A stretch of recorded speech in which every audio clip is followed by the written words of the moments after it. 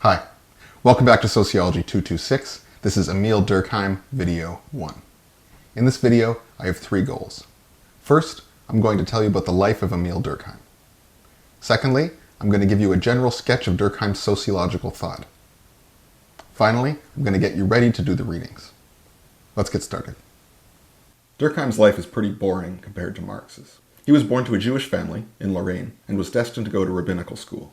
It was at the École Normale Supérieure, admitted 1879 after 3 tries, where he would break with Judaism and shift his focus to the practical importance of moral philosophy, fostering social integration.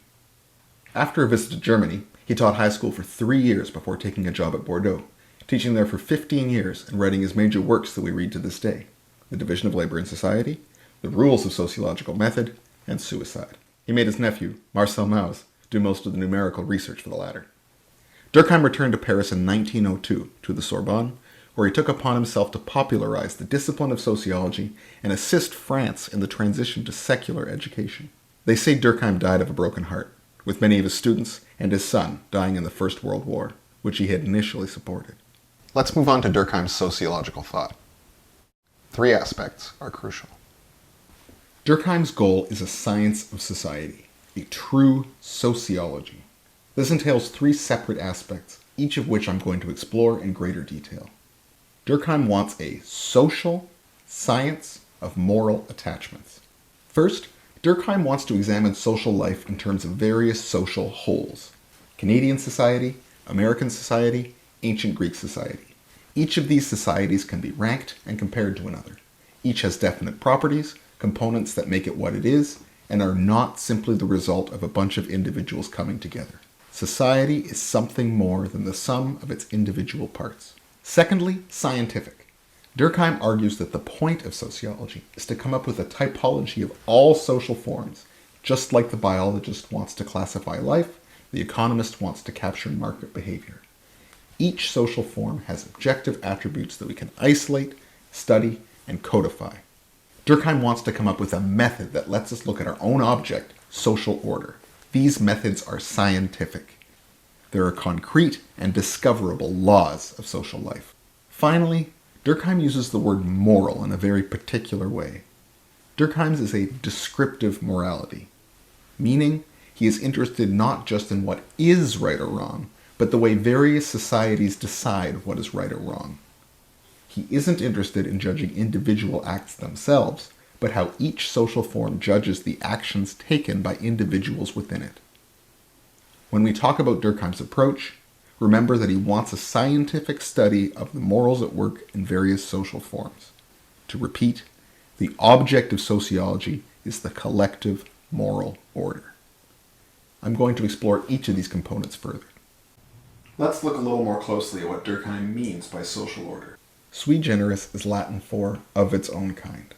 We have the kinds of things that economists talk about, markets, surplus value, and the kinds of things that psychologists talk about, drives, cognition.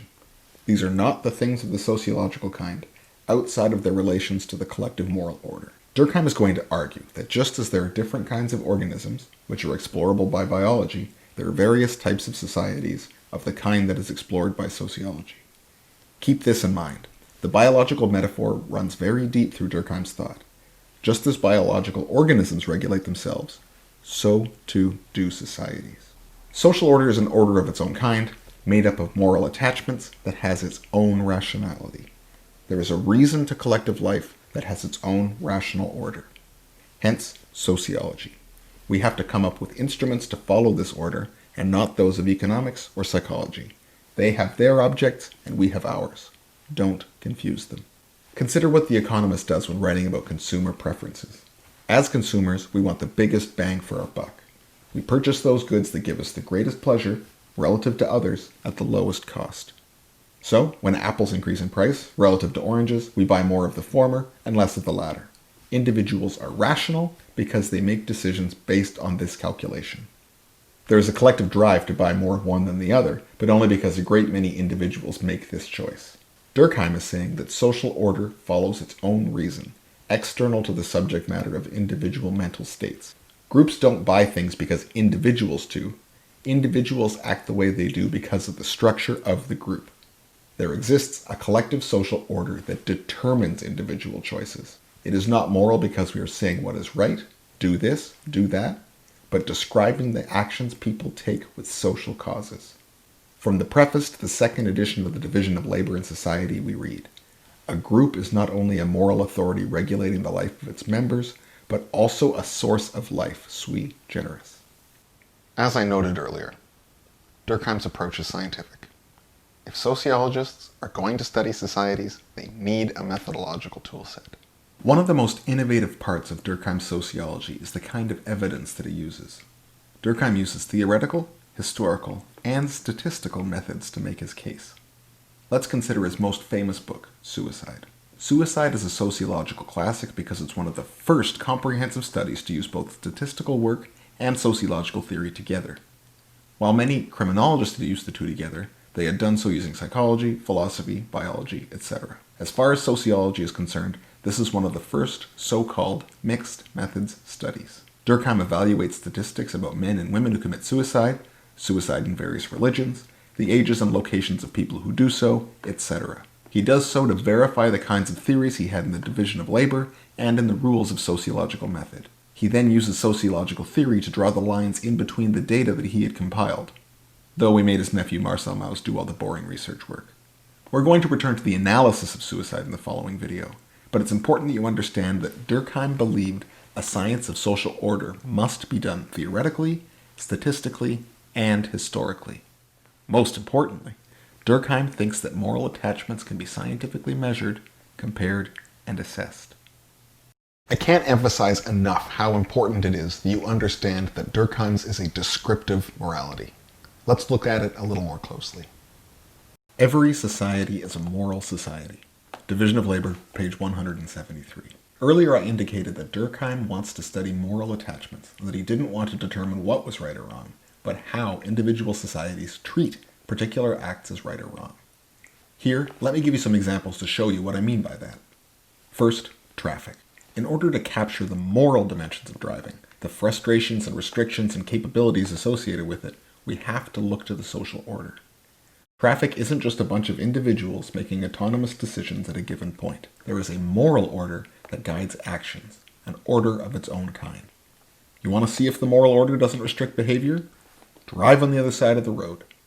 Of course, many people do drive on the other side of the road across the world. The point, though, is that we develop an ingrained tendency to follow the rules of the social system in which we dwell. My parents, for example, go to Barbados once a year, and, as a Commonwealth country, they use the British system, driving on the opposite side of the road. When you rent a car there, they have a special sticker, L for let, on the cars, so everyone knows to steer clear of this person, likely from Canada or the US, who has no clue about how to drive on the other side of the road. This example shows that by having moral constraints on agents, society shapes future actions. Moral forces not only restrict behavior, they have enabling qualities. They shape the ability to perform particular tasks in the future.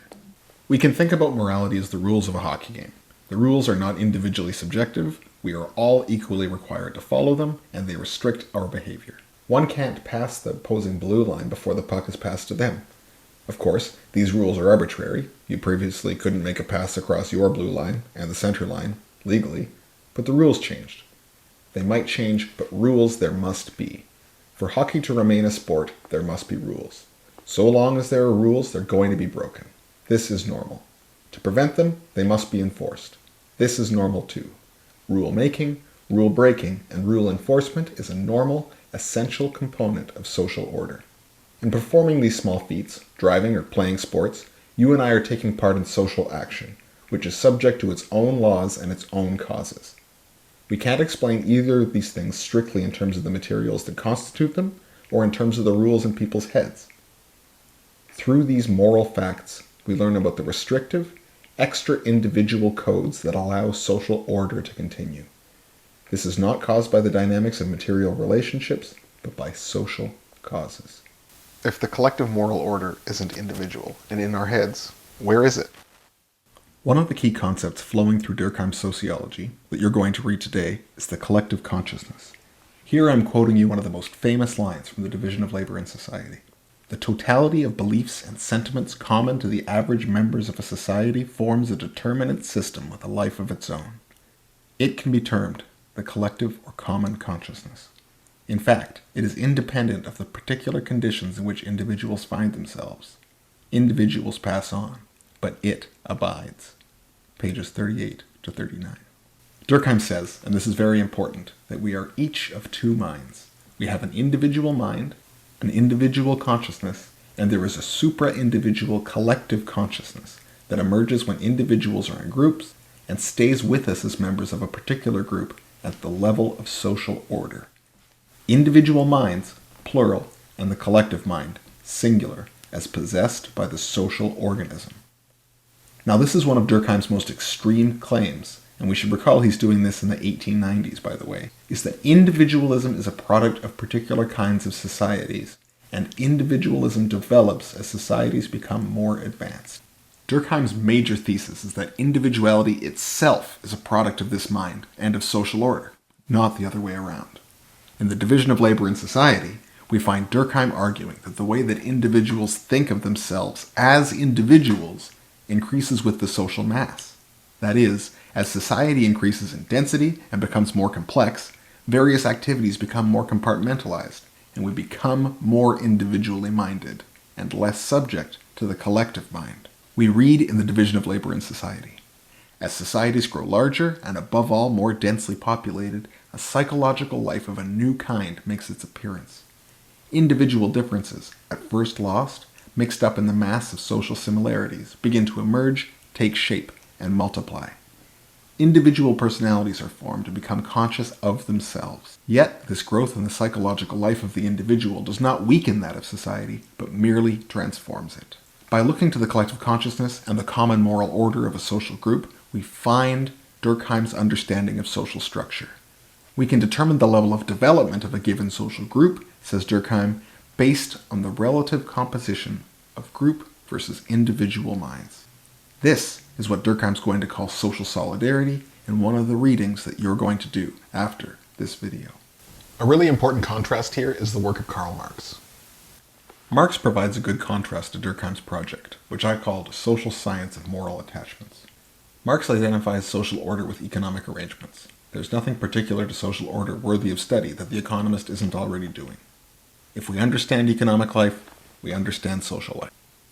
Secondly, Marx's approach is scientific insofar as he argues that economic science tells us everything we need to know about the organization of society, which organizes consciousness.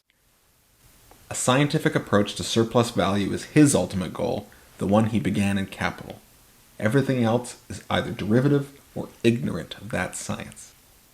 For Marx, moral laws are just the outcome of relative positions in the socio-economic order. Morality is simply in place to keep people in line with their economic position. Remember the kitchen example? Whereas economists would say a restaurant with a more specialized division of labor is more productive, or Marx would say further division of labor means further alienation, Durkheim is going to argue it is more advanced based on how segmented the individuals are within the restaurant as a collective organism. Individual consciousnesses will develop for those performing similar tasks. We have the front of the restaurant and the back of the restaurant. Working as a dishwasher one summer, I remember there was a line at the restaurant I called the smile line, where, whenever the servers would walk past and into the kitchen, they would immediately make an angry face rather than their pretend front of the house smile. This was representative of the feelings the front and the back of the house had about one another. These are the kinds of moral attachments that interest Durkheim, rather than the efficiency of a particular kitchen over another. He is interested in the social order, not the economic one. The restaurant is a social order sui generis. Here we aren't looking to productivity or human misery, but the moral relationships that develop because of the organization underlying the economy. Durkheim is not focused on production, at least not directly. He is interested in how the moral attachments at work in the economic organization shape the collective consciousness, distribute individual characteristics, and allow society to function at all. He is interested in the moral forces in any given social form. Here's a quick summary of Durkheim's argument. 1. Social forces are moral forces. 2. Moral forces create individuals. 3. Sociology is the science of these forces. Now it's your turn. Please do the Rules of Sociological Method reading before reading the section from the Division of Labor in Society.